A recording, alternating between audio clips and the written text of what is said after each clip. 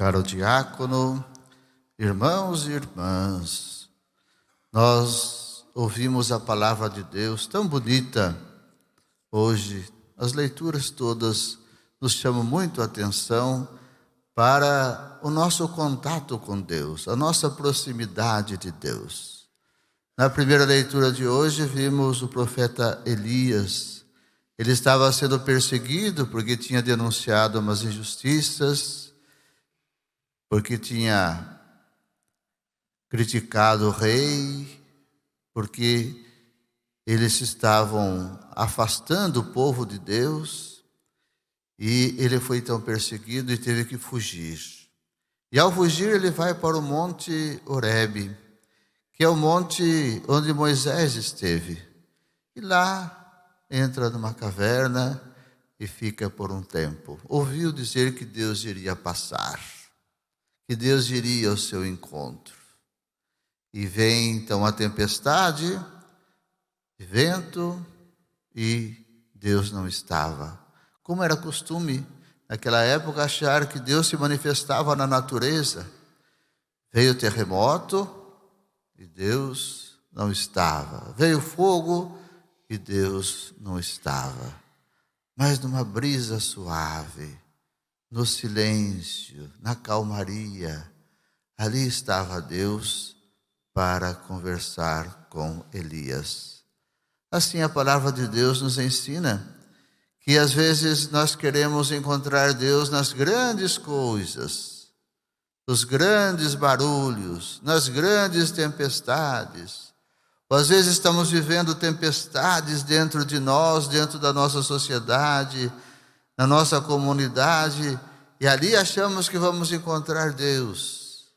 Mas é preciso se recolher, é preciso silêncio, é preciso parar para ouvir o que Deus tem a dizer. E é preciso também tomar cuidado com as imagens que nós temos de Deus. Nem sempre a imagem que nós carregamos de Deus, que Deus se revela nessas grandes coisas, é a verdadeira. Deus se revela no dia a dia. Deus se revela no cotidiano, onde há fraternidade, onde há amor, onde há paz, onde as pessoas no dia a dia são solidárias com aqueles que estão sofrendo. Ali Deus vai se revelando.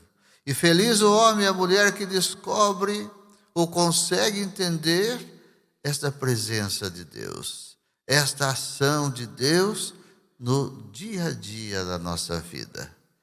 Quem sabe nesta semana pudéssemos fazer um pouco essa experiência de, ao longo do dia, em algum momento, parar um pouquinho, deixar que os movimentos dentro de nós se acalmem, para a gente encontrar esta presença de Deus no meio de nós. O Evangelho também manifesta a ação de Deus. Jesus, depois da multiplicação dos pães, ele pede que os discípulos subam numa barca, que vão para o outro lado, e ele sobe a montanha para rezar. Este equilíbrio é muito importante. O equilíbrio da missão e o equilíbrio da oração. Às vezes nosso trabalho é tão ruim porque a nossa oração também é ruim. Se nós conseguimos equilibrar a oração e o trabalho, o contato com Deus e a nossa missão, nós vamos organizando a nossa vida. E Jesus fazia isso. Ele tirava às vezes a noite toda para rezar. Sobe ao monte e lá se encontra com Deus. Depois da oração, de madrugada, ele vai ao encontro dos discípulos. Os discípulos estão na barca. O texto narra que a barca estava agitada, que o vento era contrário. Assim acontece às vezes em nossas comunidades. A barca é símbolo da igreja. A barca é símbolo da comunidade. A barca é símbolo do mundo. A barca é símbolo de cada um de nós, que às vezes está agitado.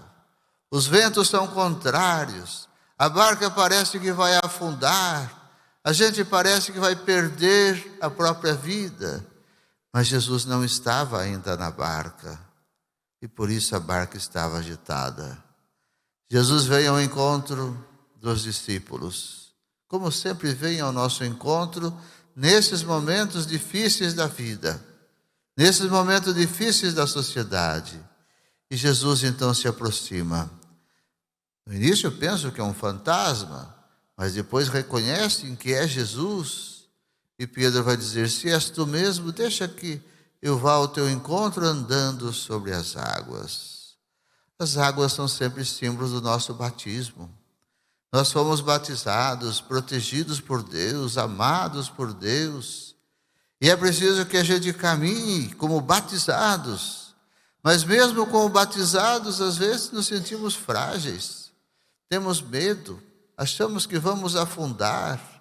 É nesta realidade que Pedro diz: Jesus, salva-me, e estende a mão. Jesus o toma pela mão. É tão importante isso, deixar que Jesus nos tome pela mão. Eles entram na barca, entram na comunidade, entram na igreja. Quando Jesus está, tudo se torna mais tranquilo e mais calmo. O Evangelho nos ensina hoje, no Dia dos Pais, quantas famílias agitadas por causa do desemprego, dos conflitos que acontecem dentro de casa. No Dia dos Pais, quantos problemas acontecem em nossas famílias e em nossas comunidades. É preciso colocar Jesus na nossa barca. É preciso colocar Jesus em nossa família, em nossas comunidades. Quantas famílias são educadas sem o Cristo? Os filhos crescem sem a experiência do Cristo, sem a experiência de profundidade de oração, sem esse equilíbrio entre o trabalho, a vida e a oração. É preciso que nós busquemos isso. E nesse Dia dos Pais queremos parabenizar os nossos pais. Vocês são muito importantes, porque vocês têm a missão de educar para a vida. E quem olha o pai, que tem um pai bom, reconhece a bondade de Deus, porque Deus é Pai. Peçamos que os nossos pais, cada dia mais, eduquem os filhos para a fé, eduquem os filhos para a vida cristã. Amém. Este programa tem o apoio dos nossos benfeitores. Seja você também um benfeitor evangelizando conosco. Ligue para 011 4200 8080.